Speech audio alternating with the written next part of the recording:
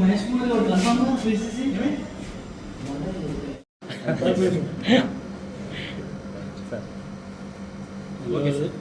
ఒక చిన్న కంప్లైంట్ పై ఇవాళ కమర్షియల్ ట్యాక్స్ ఆఫీస్కి రావడం జరిగింది.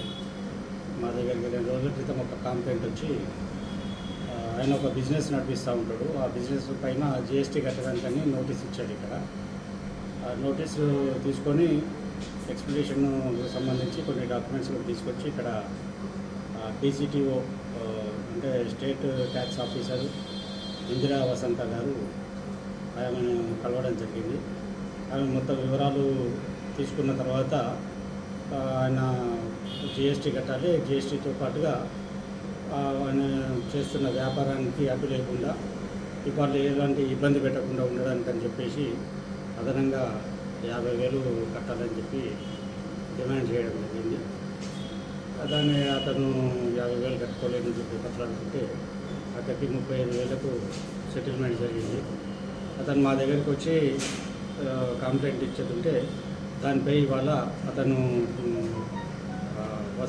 ఇందిరా వసంత గారికి డబ్బులు ఇస్తుండగా